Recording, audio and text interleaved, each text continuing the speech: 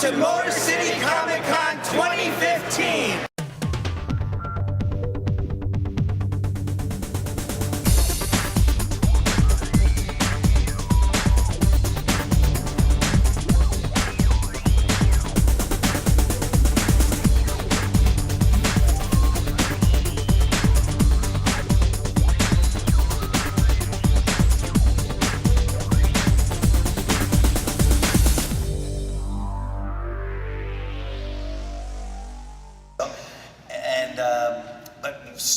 Voiceover was by far the toughest nut to crack for me of all those nuts. So how did it in '93 with Rocco?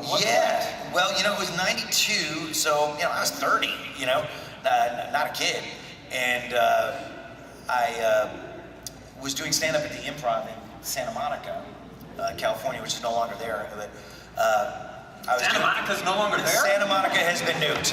Santa Monica's gone, ladies and gentlemen. I'm sorry to tell you. I know. So forget the city walk. It's gone. So So the club is gone. Santa Monica, I hope, is still there. I'll find out this evening. But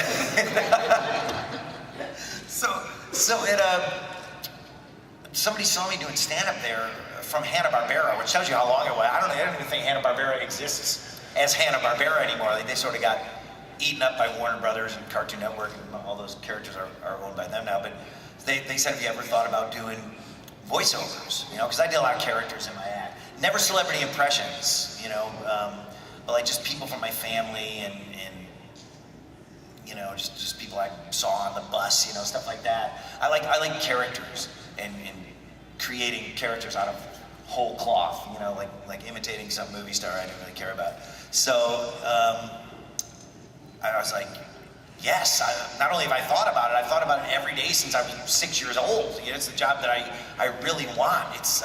I don't care as much about this stuff.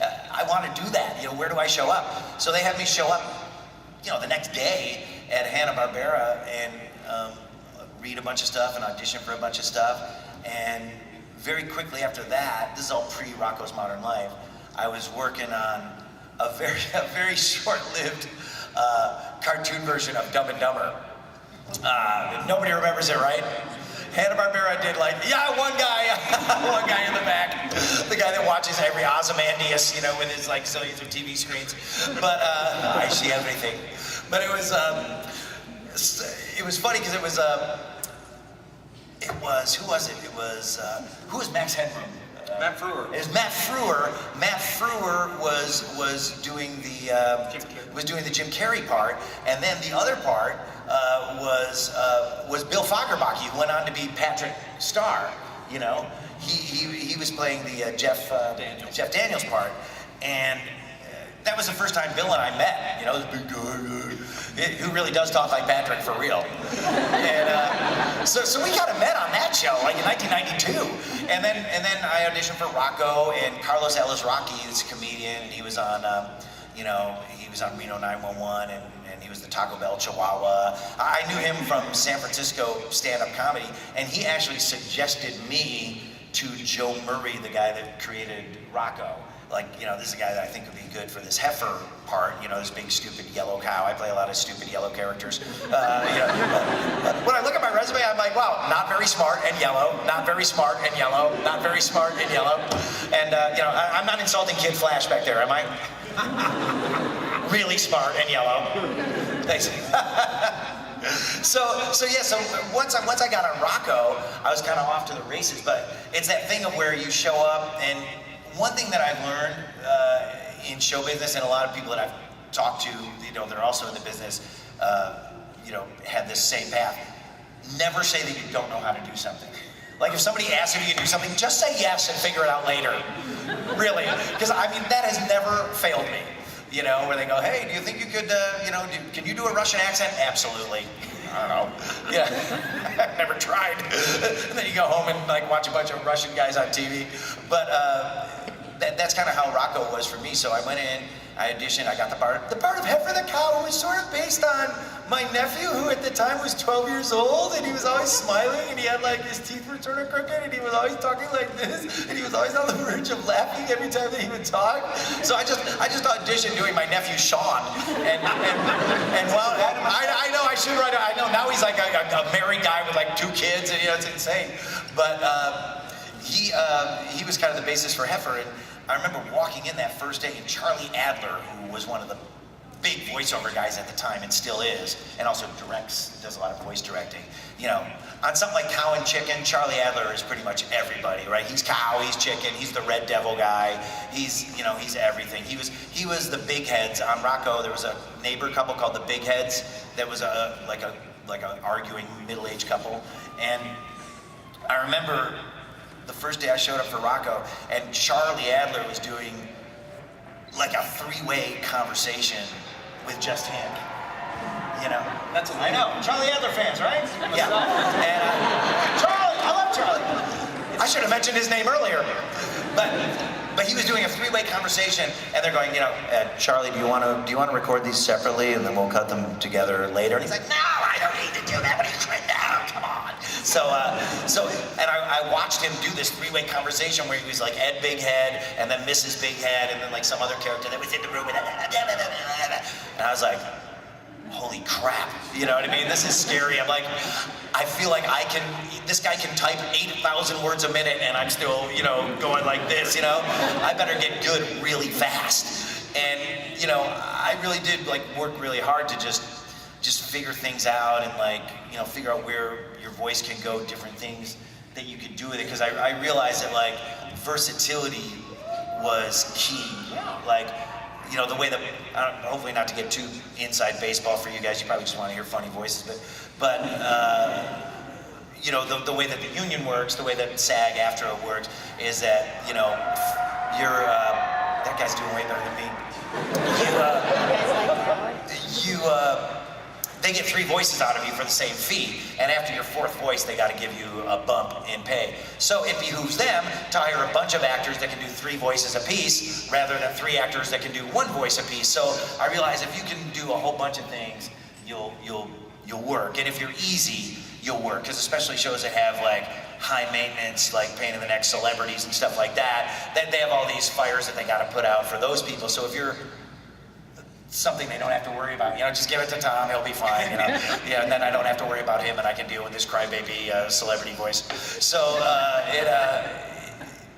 that's really key, like being versatile and being easy, I think has got me further than anything. It's the same with the licensing art. Exactly. With the publishers. And probably that's the same with anybody who works really anywhere, but especially freelance, is if they can, my attitude was, and totally still is, that job is going to be done, that character is going to be voiced by either me or somebody who's not me. So what can I do to hedge the bets to make sure it's me and not the not me guy? So, it's really, a lot of it just revolves around, because everything's an audition. Like I was talking to a guy last night at the hotel, and he's like, you don't still have to audition. I'm like, are you kidding?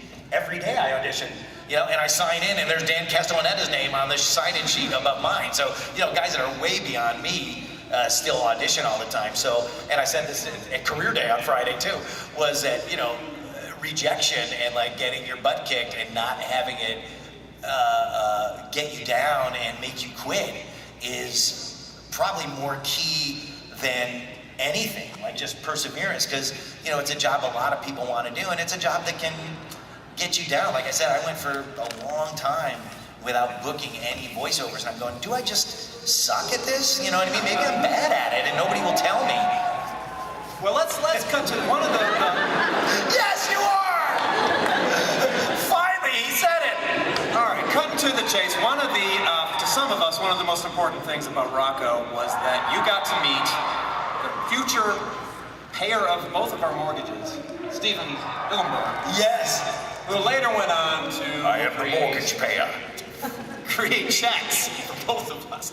Yes, absolutely. And that was your introduction to the guy that would go on and create SpongeBob. Yes, and I'm sorry to give these elliptical answers.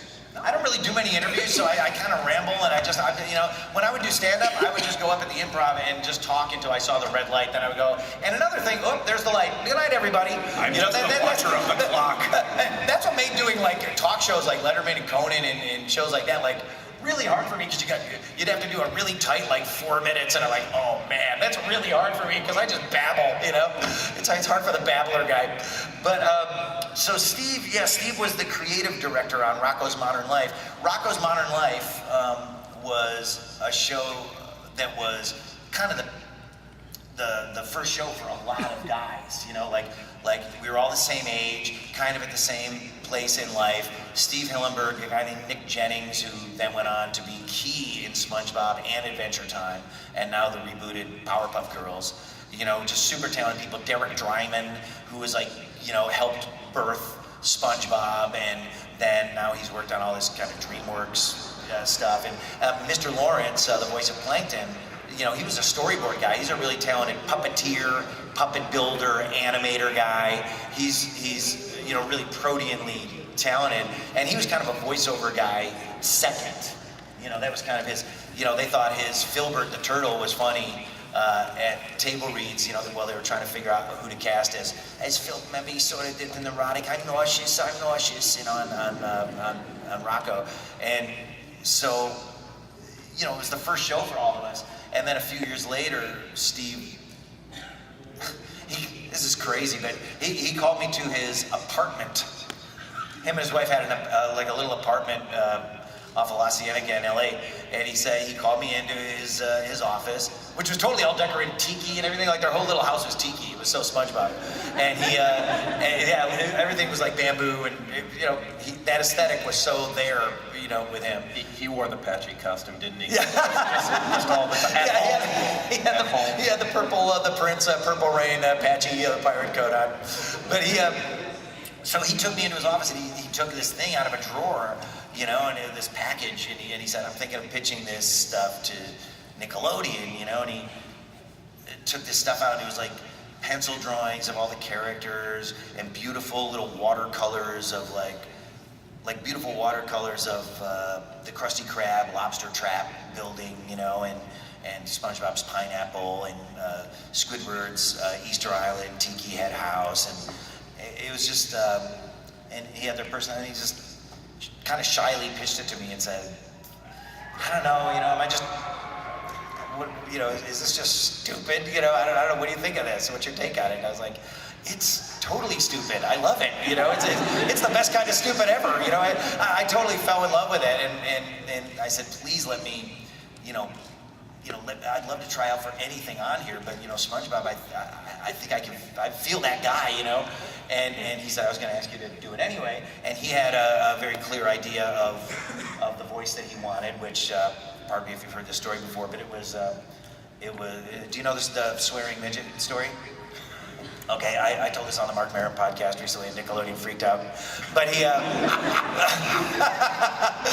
I was auditioning for a commercial, and I told Steve about this story, and I forgot about it. Years later, he remembered it when it came to SpongeBob. But I was auditioning for like a commercial, and in the next studio over, they were auditioning for a Christmas Elf live-action commercial. So there were all these little people auditioning for this commercial. You know, midgets, they would have been called in less politically correct times. And they all had their own curly-toed shoes and outfits, and they're all there. And there was one really bitter one actor, like sitting in the hallway, fetching to another one, just complaining loudly and profanely. I won't use the real language because it's a family event. But you know, if it wasn't for the Christmas thing, I wouldn't eat work. You know what I mean? If it wasn't for all this Christmas boop, I wouldn't eat work. You know, it's the only, you know, and he was just like, just really cussing a Blue Street. And in the SpongeBob voice, basically it was like his real voice. You know, son of a. I did auditioning for the day, but it's the only time of the year that I'm in work. You know, I was like, wow, what a cool voice. You know.